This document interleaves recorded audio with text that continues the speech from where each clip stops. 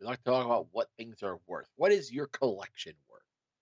And this week we decide this month we decided to focus our time on the Yu Yu Hakusho set. It's been out for a little over a year and give or take a couple of months. Uh, and it's want to see where it's at. Like this was actually the first set I did actually an article level deep dive back in 2019 or late 2019 on comparing four pre-order bundles. What are they worth today, and what were they worth then?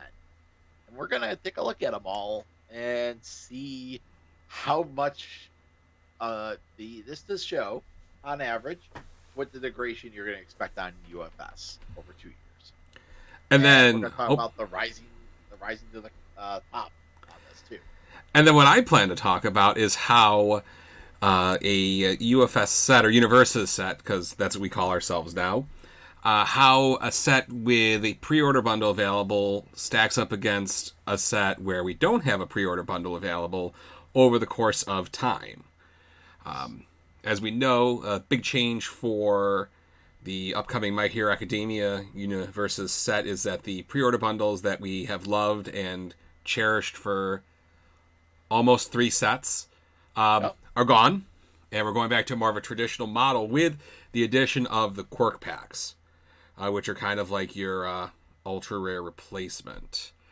And so I guess why don't we get started with just kind of looking at where we are, as far as Yu Yu Hakusho goes. We usually start by looking at the top rares from the set, and compared to our last set, this list is pretty short, Yeah. honestly. Of ultra rares that are worth more than $10. Those are the ones I think everyone's interested in. Those are the ones you're excited about when you open your packs. Mm-hmm. Yeah, And everything's a little more constrained here this time around. well, I feel like there's like two that really rose to the top, and then there's a cliff, right? Because Oh yeah. you're looking at Spirit Shotgun and the Tagoro Bros are they're finishers. They are finishers. They are staples on their symbols. They're worth Yep. money.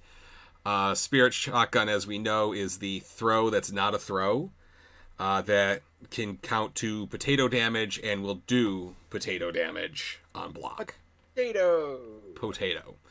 Tagoro Brothers is a classic Haransky hand trap where you think you're safe to do things and then it punishes you hard, right? Because it's not Oh yeah. even like cancel an ability played on a foundation, or after you play an ability on a foundation, destroy the foundation, you get the ability. You get neither of those things. You get nothing. You get Good nothing. days. And you could either get rid of the progressive difficulty from this action or draw a card. So that card only does everything, right? Very much so. And then we fall off a cliff to the next most valuable ultra rare, which is Rose Whiplash, which is Kurama's reversal, 4 low for 4 combo reversal for what, +5/+5, and Game four. It's a 5 low for 5. It gets +4/+4 on combo reversal and game 4 life. I yeah. mean, So there's a very noticeable drop in quality of the card there, right? I mean, a 5 low for 5 that becomes a 9 low for 9 if you block or play a reversal before it. And you get the opponent's turn is add any reversal from your discard pile to your hand. So it's a little more selective than what you get from the Tagoro Bros. yep. But this counts towards progressive difficulty. You have to pay 4 plus progressive difficulty, and you got to jump through hoops to get everything that's available here. Yep. So, and then just a couple of quick honorable mentions here as far as ultra rares go. After that, you're really off the cliff. You go down to Prism Storm of Torment, which is at 972, and then another big drop to Spirit Sword Thrust at $6.48. Oh yeah. Just And then Nice Dragon is the last ultra in the set, worth more than $5 right now in the market. wow. Yeah, that's quite a difference with the last set we looked at, and that was the Mortal Kombat set. I just want to bring that up here real quick, where we saw maybe there we go. where we saw 1, 2, 3, 4, 5, 6, 7 cards over $10, Mm. which is like I said, it's a huge cliff to go off of Oh on yeah, Yu Yu even Hakusho. if you play the percentages game of like, well, this set had X percent less ultra rares. It doesn't matter how many less ultra rares it had. It's just there's less quality. It's the less overall quality. So They have. for the viewers at home, Yu Yu Hakusho had 15 ultra rares compared to Mortal Kombat's. That's not 191 ultra rares. That'd have been insane. 25, right? So the Yu Yu Hakusho is only 60%. Yeah. 40% fewer ultra rares. And so it was much easier to collect. Plus, you had those player pre-order bundles where if you spent your $432 up front, poof, you got 15 ultra rares for free. Yeah, free shotgun, free Tagoro Brothers. Good start. So with that being considered, I don't think it's that unreasonable to expect this difference in value. Plus, if we look at the Mortal Kombat ultra rares again, looking at what the top ones were, Nutcracker, which has actually dropped in price since we did this analysis a month ago, considering that the way genders and not having genders works differently now. So let's cut that one right off the top, even though they're still selling at $40. Yep. Fatality is a staple that does great things. Yin and Yang is not a staple, but very good at what it does. Airground Smash is a staple if you're a water, low hand size character. Sadistic Ways, Fade, and then we can cut Princess Perry off the bottom since that got banned. Yep. So you take the Princess Perry off, we bring down the value of Nutcracker. That's still 6 ultra rares over $10, as opposed to the 3 from Yu Yu Hakusho. So that's kind of sad there. So I was hoping when I did my analysis here, maybe the rares would have fared a little bit better. So not so much. We looked at the top 5 rare values from the Yu Yu Hakusho set, and True Identity is at the top of the pile, at $6.07. Reduction at $3.24, which is a staple right now. Hiding in Plain Sight, $2.06. Mob Strike at $2.06, and Endless Determination at $2. I had to look up what Endless Determination did. Yeah. I know it's a cool bar card. That's about it. I know he has he has 2 rare foundations. I don't know the difference. I don't know name wise the difference. I know they are. I know they do, but so Endless Determination, for those of you not familiar, is a 2/5 with a 3 high block. Says response once per turn after it's committed due to a cost. Right. Ready it, playable while committed. And then once per turn, add a momentum to your staging area face down committed. And so I feel like, Jesse, last time when we talked about Mortal Kombat, we talked about how many of their cards were staples. Looking back at the rares for Mortal Kombat, bring those up here. Because we mentioned Yu Yu Hakusho had really one staple in its rare list. If you look at the top 5 rares from Mortal Kombat, we had Face of a Monster, staple. Last of His Kind, staple. That's $14 and $9 respectively. Sense of Morals, staple, especially in the TKE TST, where you get to draw 9 cards on your first turn. Yep. God of Thunder, which we saw during the event, staple. Yep. And Windmill Punches Over the Cliff. At $4.45. So, looking back on that, Yu Yu Hakusho, I feel like just hasn't held up. But with that in mind, we wanted to see, for real, has it really held up? And this kind of goes back to Jesse's very first Univeranomics article that he wrote back in 2018, was the value... 2019. Jesse, with this pandemic, everything feels like it was 10 years ago. Like Australia on fire, 10 years ago. Yeah. Yeah. Yeah. Tom Brady not winning the Super Bowl, 10 years ago. I forgot the Chiefs won the Super Bowl last year. Completely forgot about that. I was like, when I watched the hype videos for the Super Bowl last weekend, I was like, Oh yeah, the Chiefs won last year. They like came from behind against the 49ers. Okay, yeah, I remember this. I'm like, no, I don't. So we did an analysis. Jesse and I did initially on day one when we opened Yu Yu Hakusho, when we were sitting at my kitchen table Oh, on release day, opening. I think we opened 6 or 7 cases total yep.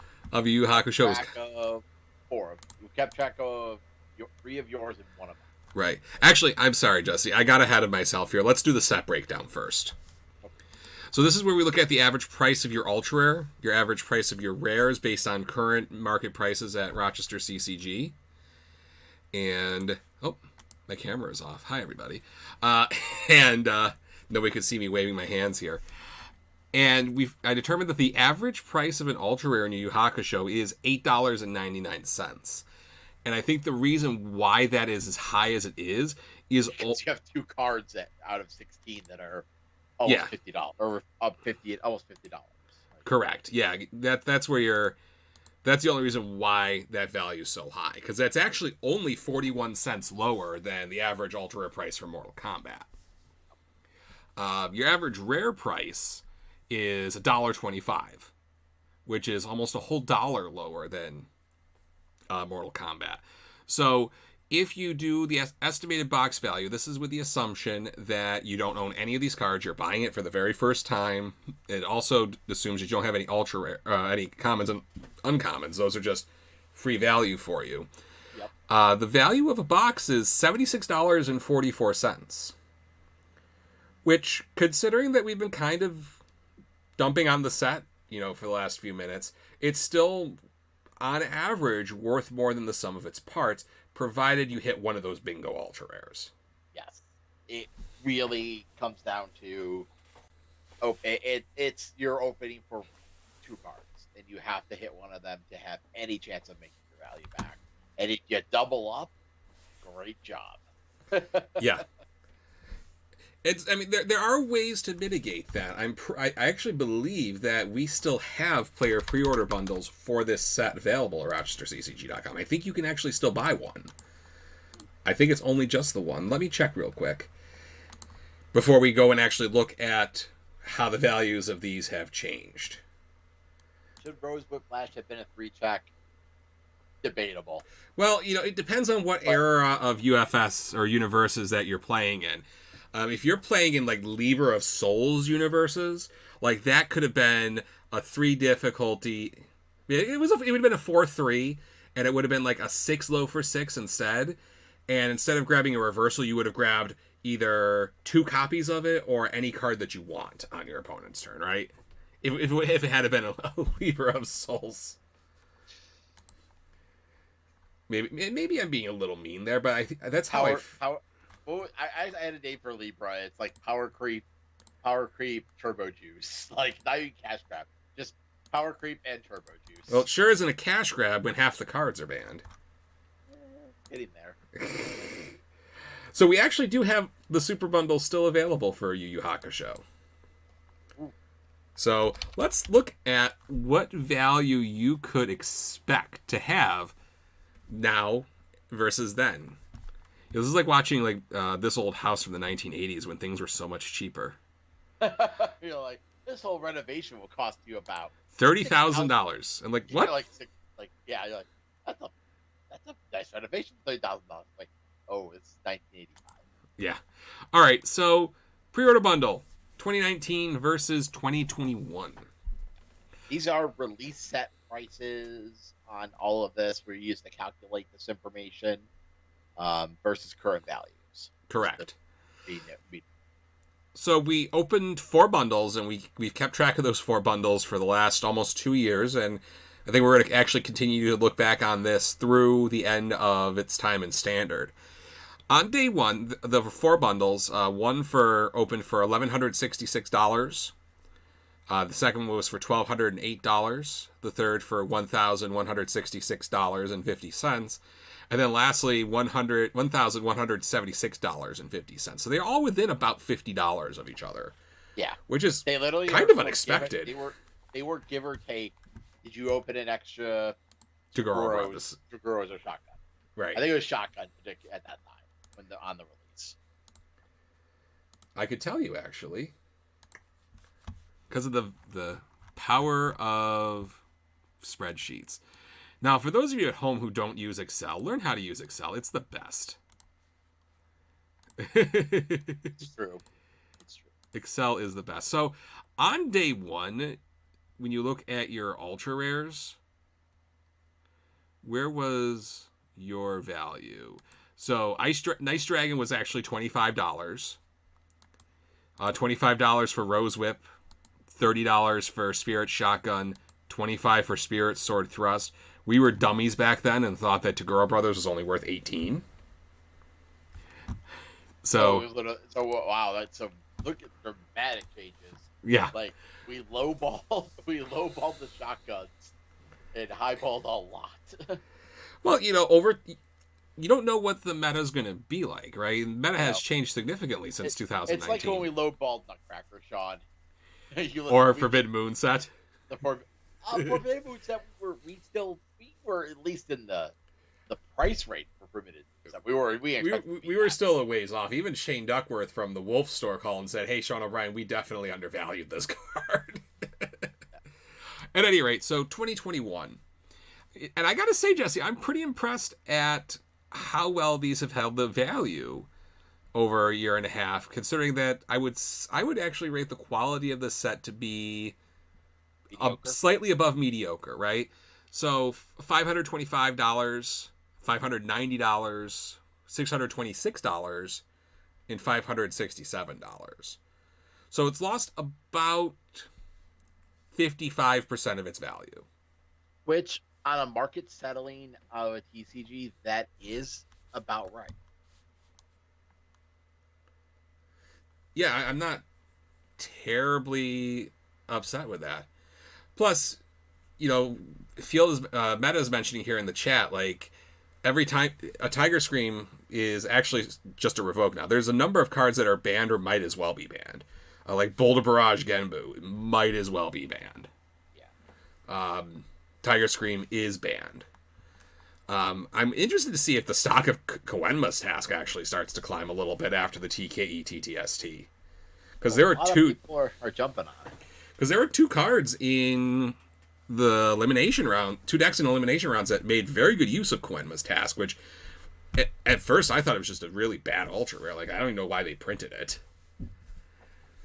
Well, sometimes you gotta get rid of people's decks, and you gotta do it the fun way. Yeah. Well, I mean, it's like Fatality, except you just search their deck instead of their discard pile. That's true. So, overall, a drop of, about, like I said, 55%. But you could still expect your value of more than the sum of its parts. Right? Yes. You're still above $432. And in the chat, they're talking about how Tiger Scream could have been fixed. Probably. I mean, or you could just ban Kung Jin. I think that's fine too. There was 4 characters. Sean, trust me, I tested for that deck. I had 5 other characters to roll into if that went south. Fair enough. The deck it was definitely gonna get, the card needs to be banned. Like it wasn't like Kung Jin was just the best pilot, but let me tell you, there were other pilots in the So, with that in mind, Jesse, in your expert opinion, you've been the backpack dealer, trader for CCGs for decades. God, it's been decades. Yes, we could say decades now because we're old men. Yep. Is this set still worth picking up? So, well, actually, let me rephrase the question. Okay. If you are a Universes player who has a decent collection, do you think Yu Yu Hakusho is still worth picking up? Yes. Specifically because even though the values are low across the board, there's still a lot of value that can happen over time. I feel that the set has, like, if I am an established player and I have, like, I'll say this: if you're a whale, and I would say probably not. There's got to be. I think I have to put it like at a tier level here. If you're a whale, I would not advise purchasing this set. You probably got everything. You probably got binder full of extras from the set still. You're still trying to, move on your own accord. If you're a casual player who's like wants to still try to play a good deck, two of the best staples of 6 symbols is in this set. Is either you want shotguns or you want the Goro brothers. Or you want reduction. Reductions. Okay, so here's the thing. I think there's a lot of reduction in the TKA TTST. I know, and I still think reduction's overrated. I think Nightmare shouldn't have to run it. I think there's a lot of characters that I understand when people run it and they're running it to like with Bromley's Yoshivitsu deck. He's running reduction. Yes, so he could fatality combo you, but he could also just fatality combo. Like he had multiple uses. But when you're going reduction to waft at somebody, and then just play cards at +1 difficulty with Nightmare, I'm like, what are you doing? Stop. Now, True Identity, that's a card that I would be happy to open if I was opening like Yu Hakusho prize pack. I'll take a True Identity all day because people still want that card. Well, I think part of what also helps Yu Yu Hakusho hold its values, and the chat saying, for newer players, absolutely. And I don't think there is a set out today that if you're new, that you shouldn't buy, right? Except for maybe like Street Fighter or Battle for Power, because that's about to rotate. I mean, unless you plan to play retro. Another thing too is a lot of the characters in this set are good because of their own support and not because of outside support. Like Kuwabara. Kuwabara is actually one of the few characters. You look at like Jose's top deck. Like, yeah, he's playing 2 Forbidden Moon sets, but he's playing a Kuwabara deck. Yeah, I mean, it's got Spirit Sword Thrust, Sword Get Longer. Yeah. Like, there's all the value in that. I think Byakuya is still an underrated powerhouse that he saw a good showing at the first Nationals and no one ever really wrote him more. Let me tell you, I love Byakuya.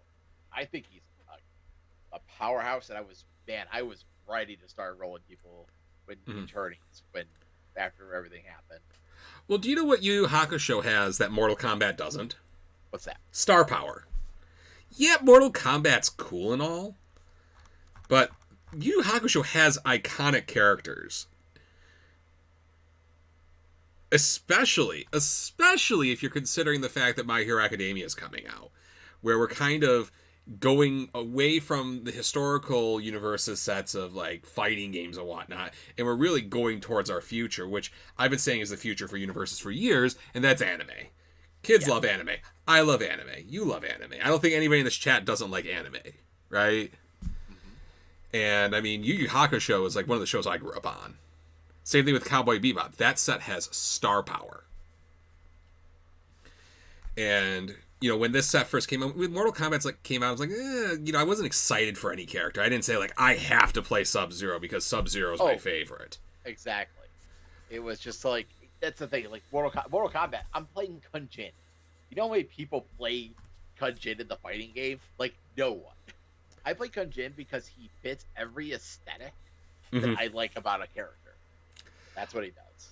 Well, I remember, you were so annoyed at me when this set came out. I played Kuwabara for like 3 weeks, and I spent the entire tournament talking in my bad Kuwabara voice. Oh. And you were so annoyed, but I was... I'm like, I was just getting burned out. You're like, stop. I'm like, I am a sword! But... star power, and I think that's going to be one of the big drawing points for My Hero Academia is star power. Yep. There's characters, I mean, I think everybody on the chat, I'd like to hear from you, like, what character are you going to play for My Hero Academia, no matter how good or bad they are? Like, I know for me it's Sue. I don't care how bad Sue is. If they could make her a 5-hand size with no card draw abilities, I'm going to play Sue. Don't care. Just like when this set came out, I'm going to be, I was saying, I don't care how bad Kuwabara is, I'm playing Kuwabara. Mercifully for me, Kuwabara was actually good. Right? I mean, I'm going to play... I don't know what it is. I remember I know his hero name's Grape Juice. That's all I'm going to play the little Furby Otaku kid. because you know what? He's hilarious, and I like I like that. It's always been a character. I'm like, you know what? Like, give me that. Give me.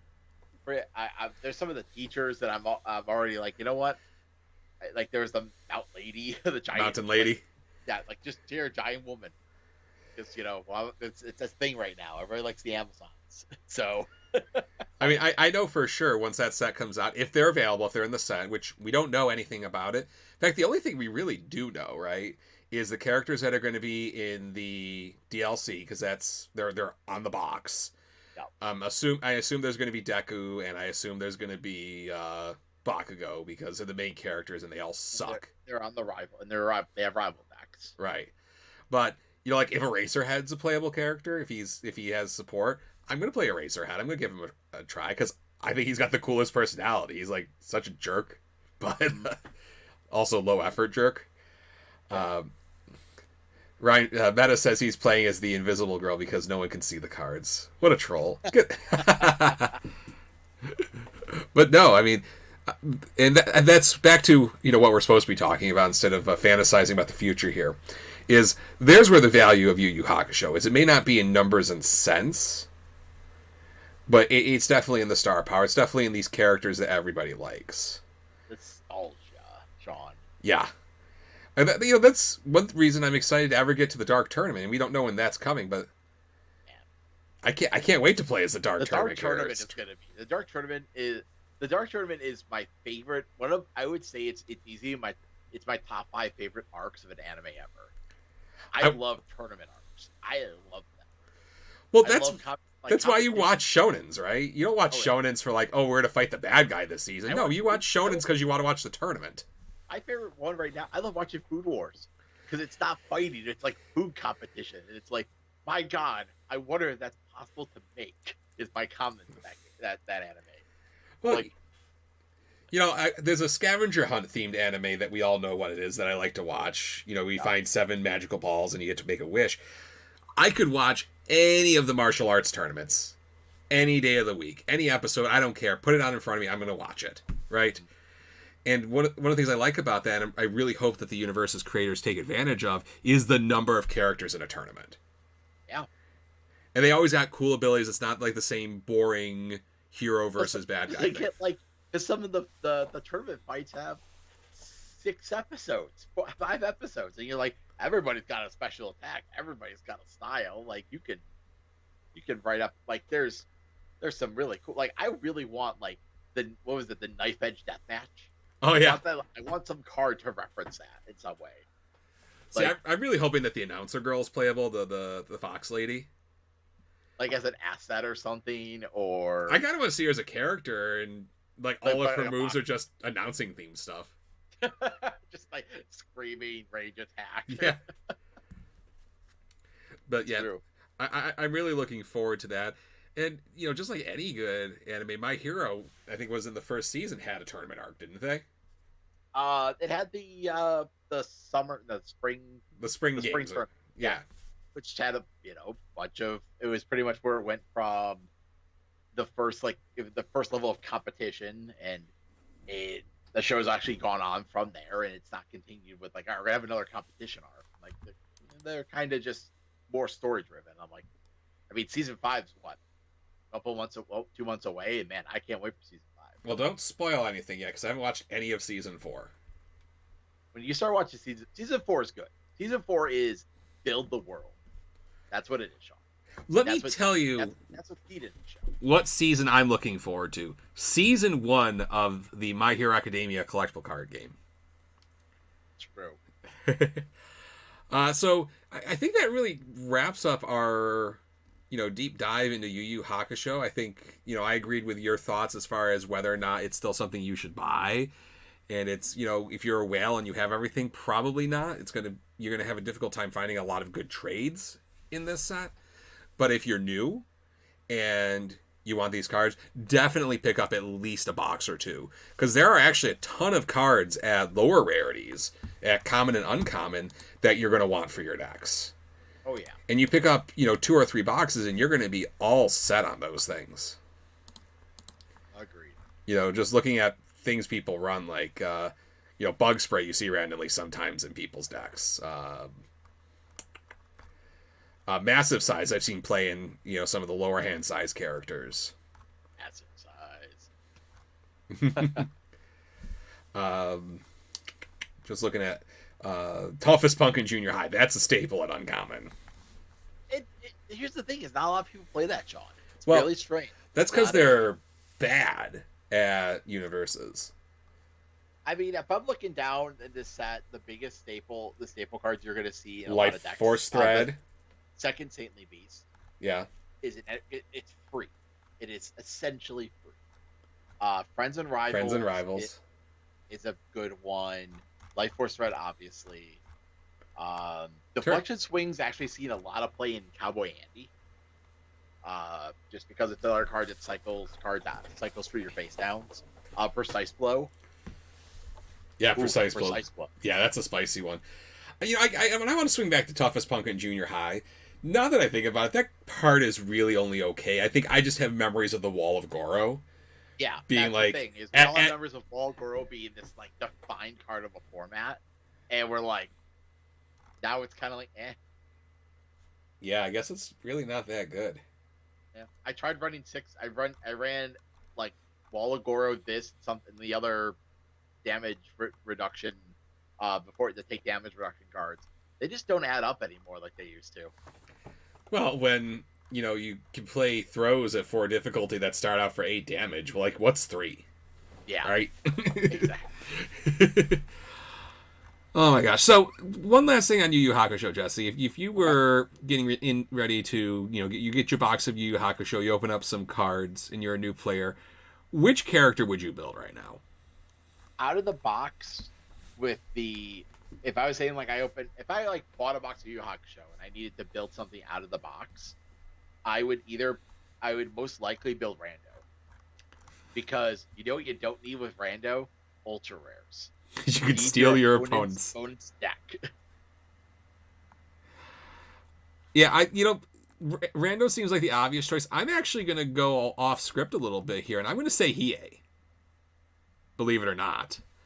I think Hiei is a character who is grossly underrated. I think that all the pieces to get together to take full advantage of his static just aren't quite there yet, and I'm hoping that when we release some more cards, it becomes easier. We do have a random question off script here in the chat. One of our viewers is asking about the Ryu from the Red Horizon set, the promo Ryu 2. Why is he banned? Because stacking your deck is too good. Yeah, so basically why Ryu was so good is, you get to add a card from your hand to the top of your deck, which guarantees your next control check, which... if you're going to attack, you want to make sure it's a 5 or even a 6, because sixes are easy to come by now. He'd probably be even more busted these days. Plus, for that low cost of knowing what your check's going to be, you get plus X damage too. There's some method to the I think we did a. I know one of the other shows at one point did a let's unban him and see what happens. And it got kind of stupid. Well, the other thing is, too, at the time, there were a bunch of teeny tiny little cantrip attacks that turned into more attacks. And when you're stacking 5 or 6 damage on them for almost free, it makes it kind of silly. So, yeah. unfortunately... there was the... multiple is insane. You build it with good. Because good has the most card advantage out of all of his symbols. From science, something like that, you just I multiple 5. All right, I have 5 cards in hand. Plus 2 damage, plus 3 damage, plus 4 damage, plus 5 damage, plus 6 damage. Use the one MHA promo card. Draw 2 cards. Plus passing the torch. Passing the torch and draw 2. I go to no cards in hand. Draw 2. Keep going. Yeah. Cool. Yeah. So. Unfortunately, Ryu 2 is out and he can never come back. I'm sorry. Yeah. And I guess on that depressing note, let's do some quick housekeeping for the night before we're done. We do have your wonderful My Hero Academia cards up for pre-order at rochesterccg.com. Your number one source for all of your UFS needs. And now's the time to buy. I mean, you want to make sure you get your pre-orders in. And don't forget the added value to any booster display you buy from My Hero. Jesse, what's the added value? For every booster box purchased, you will get 2 quirk packs. These are specially designed 5-card mini set that is being included with the MHA set, and will be available if you buy. For every box you buy, you're gonna get 2. You always will get those 2. It's almost like getting 2 free ultra rares, right? Because I think Tim Keefe on our other show, on Top Deck Heroes, the Wednesday night show, did an analysis, and he figures that the quirk pack promos are slightly less rare than an ultra rare. Yep. They're roughly a super rare. If you have played a Japanese card game, you know the word super rare, which is like the middle ground rarity. And let me tell you, it's about right for this. Which, when that comes to free stuff, I love free stuff, and if I'm going to get 2 free super rares just by buying packs or buying boxes, I think that's great. The rival decks are also available for pre-order, as well as the DLC, the first deck loadable content. DLC. So head on over. We'd love to have you buy our products. That's how we keep the lights on here at Univeranomics, and please give me your money. Agreed. And on that note, Jesse, do you have anything to add for the night? No. I haven't decided what we're going to talk about next month. I think we might change up from deck analysis, from set analysis. We might talk a little more open about the market options out there. I think it's going to be our next month's topic. But me and Sean are going to figure that out and expect something probably about a week before. We'll announce what we're going to be discussing so people can come in. We might be talking about the backpack market. We might be talking about the public market. We might be spitballing ultra rare prices from My Hero Academia previews. For all we know. But till next month, everybody, thank you very much. Thanks for watching. And good night. Have a good night.